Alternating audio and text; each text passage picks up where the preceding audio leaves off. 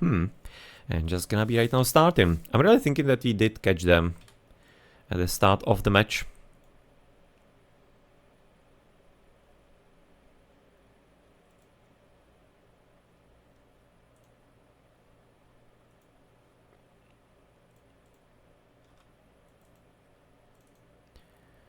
Okay, side part now trying to get myself the recorded games for the other match.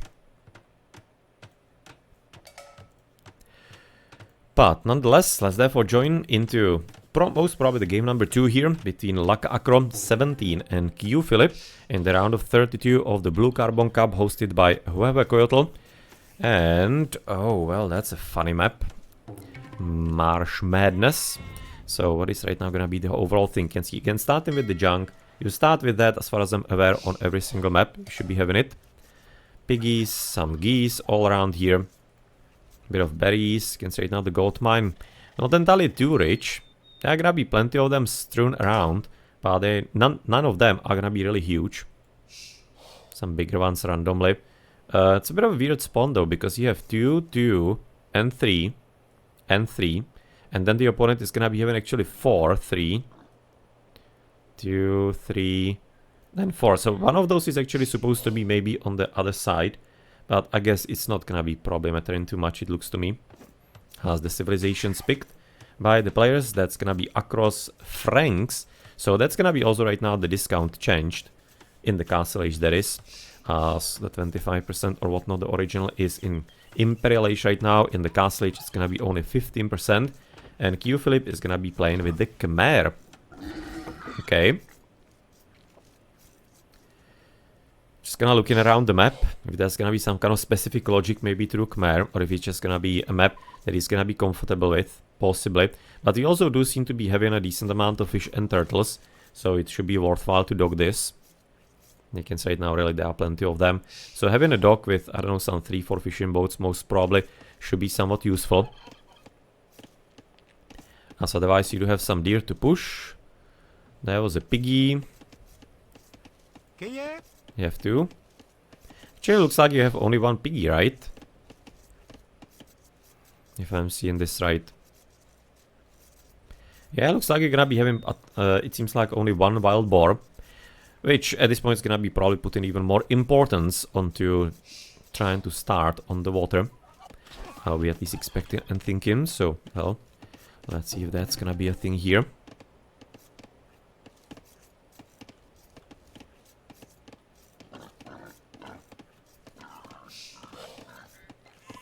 Yes, right about now checking if there's gonna be something going on also with Age of Mythology, but does not necessarily entirely seem so. At least now. And let's gonna go back, therefore, to our match. So you're gonna be at about 15 villages each. Which is, you can see right now already loom here for QFilip. Oh, maybe just kinda something didn't work out too well, or does he want to be advancing? Check this early already. It seems to be a bit maybe weird.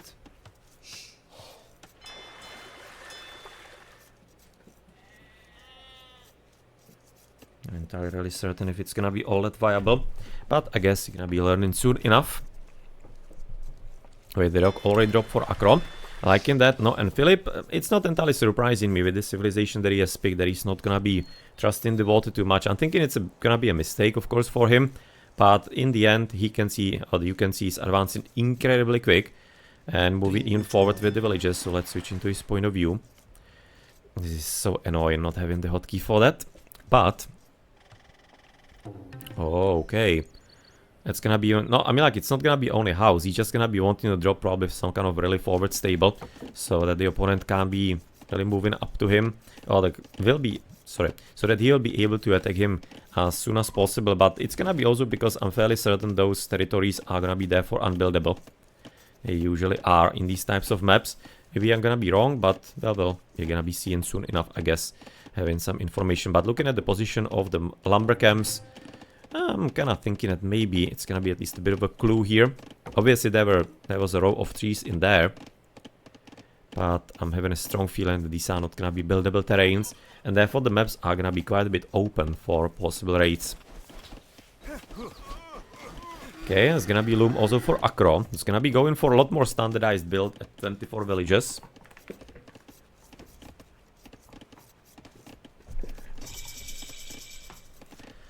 Few Lage, of course, in. That has to be maybe slightly surprising for Akro. Because he wants to be advancing now as well, but that's gonna be still 3 minutes of a difference, as we do have therefore right now Archer range immediately. It's not even gonna be a stable. I mean, like, if he's not even gathering from the fish, then I guess maybe the stable would be a bit more difficult to get, even though it's a standardized play for the Khmer with the fast advances. But nonetheless, looking forward to how much he's gonna be able to do here. That's quite a nice and somewhat of an uncommon play. I don't entirely see often, not entirely certain if maybe it isn't in the 1v1 tournaments. Somewhat of a fashion. I usually kind of stream a bit weird ones. Not like too often the common tournaments and standard ones, so the meta maybe is gonna be already moved somewhere from my experience, as I for example streamed the Hyper Random lately in Age of Empires 2, and then it's all kinds of like double cups and again mega randoms and whatnot, so we'll see. But nonetheless, this is a fairly funny build. So you're gonna be switching over into Akron to kind of have some kind of general idea. He obviously doesn't see anything there at all, so he maybe doesn't have too much of a clue that the opponent is that soon and that early. No, close. That's the correct word in English. That close, but he probably should be able to figure it out, because if he's gonna be putting together the time in his head for getting himself the archer range after advance, then he should be kind of realizing that he just can't be crossing the map that early and that soon, so that he has to be somewhere close by. But yeah, he has to be, of course, QFilip avoiding these mistakes, and yeah, you can say another confirmation, you really cannot be building on those great terrains, which is gonna be really just opening it to all kinds of fun plays, so really liking that. So you're gonna be therefore able to avoid the classic walling everywhere at the very start. You can theoretically keep this probably vault if you're gonna be careful enough about the villages, but yeah, well, you're still gonna be having this huge channel that's gonna be allowing any kind of army to breach through and have a close encounters with your villages on the wood line, and potentially maybe even on some other resources. But of course, with the extra fishing boats that we have for Akro, he's gonna be at this point, since he has already survived, having quite a good chance that his cavalry is gonna be able to hold on pretty damn well. Can say it now, already gonna be destroying further archers, so unfortunately it looks like that QFilip's brave attempt is not gonna be entirely falling on fertile ground, as we say in Czech. And of course the villages around, somewhat of a, they can farm practically where they want as a Khmer, that's a bit of a good help for them. And they also do have a house to potentially hide in, just in case. But the problem is that he won't be having any kind of barracks to help himself with spearmen against the scouts, and since he has already lost the initial archers, he's gonna be having to right now drop it, because just like not gonna be able to get into somewhere like 6, 7, 8 plus archers and able to fight legitimately against the enemy scouts. So he has to be doing it the normal way, and oh well. No, most probably should have sacrificed the villages to actually finish the barracks, because right now he's not gonna be doing that, and he's gonna be losing the villages anyway quite soon, it looks to me. He's still making tons of fishing boats currently, like Akro. Can say it now, 33 against 24. And more scouts coming as well, not entirely as quickly. So of course right now it is still in early stages of the feudal age, but with the amount of food that he's gonna be getting pretty quickly, should be also moving a few fishing boats through, right, so they are not all in one spot and blocking each other, of course, on the pathfinding. But in general, he's gonna be still having quite a nice edge in his echo, and it's now getting worse and worse, as you can see again, getting into the territory of like half the economy better than what QFilip is having.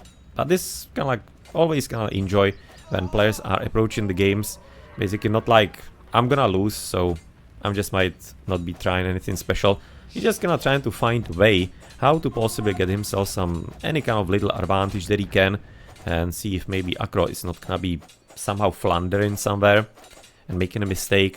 That's how it is, right? That's how you play real-time strategy games. It's a game of mistakes. You might be thinking, if you watch some kind of high-level streams and whatnot, that it's a game of perfection. No, you don't win because you play perfect. You win because opponent made a mistake. It's always that way. So just like that, you played perfect. That is you being able to use the mistakes of your opponent. So the mistakes still need to be there. And if the opponent plays perfect, it doesn't matter if you're gonna be playing perfect as well. You just gonna then don't have a victory condition. So strategies are games of mistakes overall. Seems like he's actually slightly blocking the path in here, QFilip. Not sure if he's doing it on purpose, but it is definitely something that in previous tournaments people have done on purpose and learned to do. And it seems like it's gonna be still working to a certain degree. Yeah, we need to be sending a bit more. Those two definitely weren't enough to deal with it. Interesting that actually QFilip never sent a new villager to finish this. Because obviously with the archers it was a kind of like an interesting attempt to wait and get enough of them to deal with the scouts. But really, should have sacrificed the vills to drop it and get the spearmen. But yeah, well, that's obviously right now already too late for that. No backsies in the game. And that's exactly the mistake. And it's gonna be right now leading towards across victory. At least it looks like it so far. And looking at the economy, I guess we don't need to be even kind of like pretending. I guess 26 villages for QFilip, 54 for Acro, and pretty good chance that Acro is gonna be also getting a bit closer to Heroic Age or Castle Age rather. As you can see, Philip is having tons of gold, but nothing much to do with that. Maybe can be buying some food to try and get into Castle, but I don't entirely expect that it's gonna be successful that much. Currently, I will be probably sending like a few of the scouts already onto raid-in. I don't think he needs to be keeping the whole army here, especially since there's no flag, and therefore we see that there are no new units coming forward. As, oh, wow, he actually in the end even destroyed this barracks. No, okay. He got like maybe 10 wood from that back, because that was like almost finished. Some 80% plus. But you can see that QFilip has already about now started building in his base. You're gonna be getting wheelbarrow for Acro, and that's gonna be probably just like a clear precursor to advancing into Castle Age. And then of course he's just gonna be waiting for the knights as in the previous game, and yeah, well, waiting for possible victory. Because there really shouldn't be any kind of great Castle Age for QFilip that he will be able to reach. Just a bit of a thing is also going to be that Acro, since he has really expanded on the water economy quite a bit, that he's gonna be soon depleting all the turtles and fish. So either he's gonna be having to go forward with more docks for a bit more efficiency, or he's gonna be getting quite a bit lower on that, and therefore the food economy might not be as powerful as it might kinda seem at first. But yeah, well, of course, knights and scouts, that's a literal night and day. So you're gonna be having the food cost in half, and the gold cost is gonna be quite a bit easier for him to manage.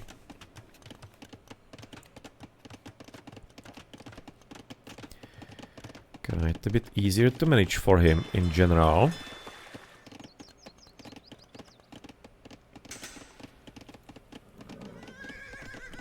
So far for the Frankie. Interesting that he actually went for a forging instead of the first armor. See, they're gonna be therefore expecting some kind of infantryman for himself. I mean, like, that's not looking very likely. Yeah, he just should be going for the knights, obviously. Interesting, he's gonna be also still investing into scouts. So he apparently doesn't want to be kind of like relieving the pressure. And that's begging a question. Is he gonna be dropping scouts there as well?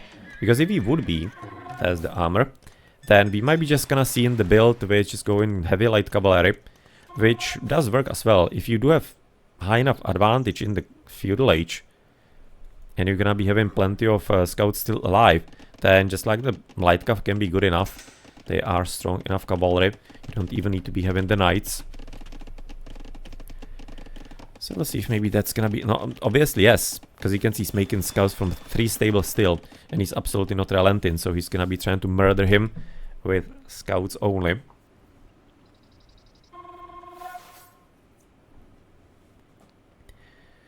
Scouts only, it's going to be. If you're gonna be switching into the other side, you can see that's gonna be castle also for QFilip, but he's gonna be still 3 minutes a bit too late. Light cav upgraded. Husbandry with that for the speed. No, and QFilip, he is having military wise currently about like 8 units, 16 against, or again 16 from Acro. Double the economy, 33 against 66. And are we gonna be able to breach through? Because so far it looks like it probably not. That everything is under tight control so far of Philip. And with the light cav, yeah, he's gonna be a bit more afraid of the spearmen there with knights possibly. That is certainly true, but of course with the gold mine already depleted, and the next one not really being available anywhere nearby, can say now the next one all the way here to the right, he still can be somewhat continuing on spearmen and pikemen. That is for sure. But nonetheless, still, without the gold, the castle age is gonna be a lot less nice than it would otherwise could have been.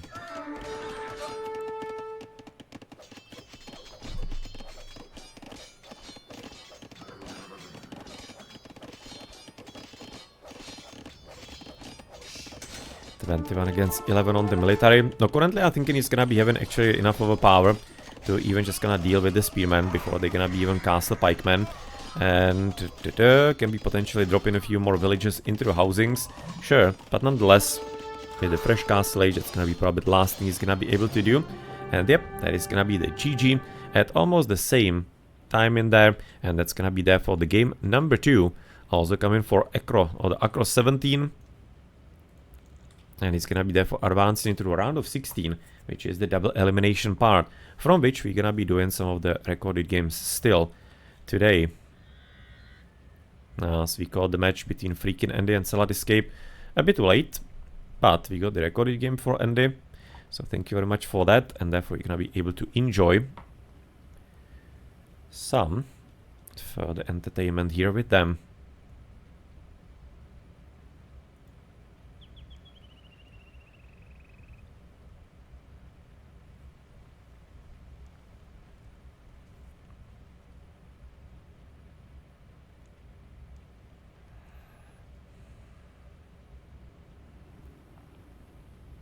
So right now looking what's going on with the Age of Mythology, but it seems like that one of the matches that was supposed to be also played today got in the end therefore rescheduled.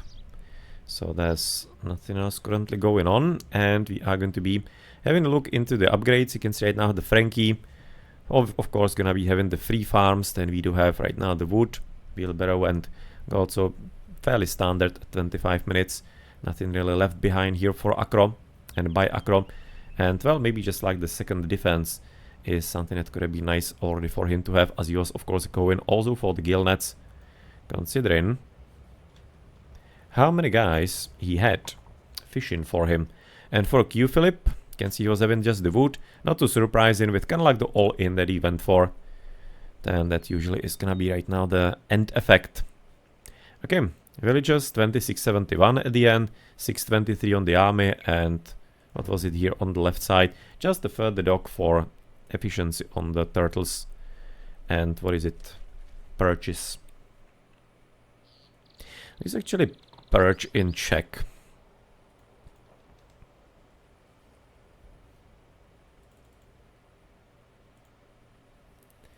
That's like randomly piquing my interest here.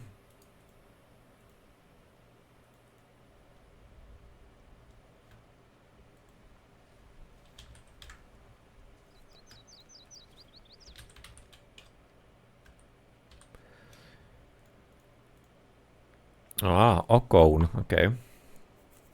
Yeah, well, that's a fairly common fish then.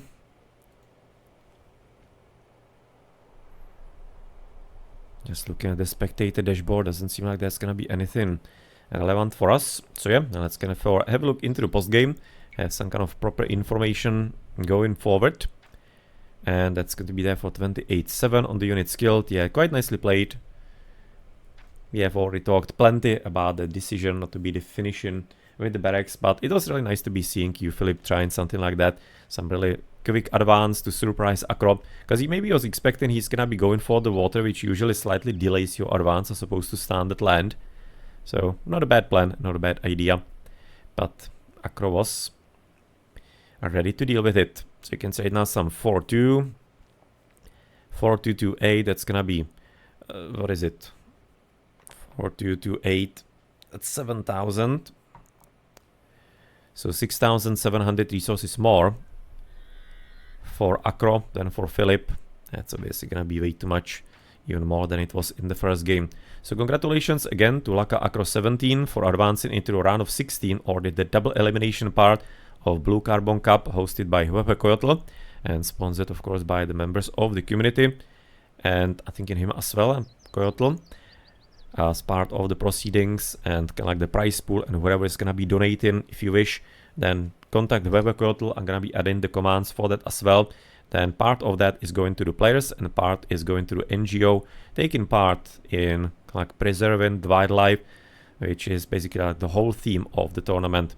Gonna be in all the links for that. In the meantime, you can find some info at AoE Zone, and of course find also the Discord with all the further details on the tournament and what this is supporting.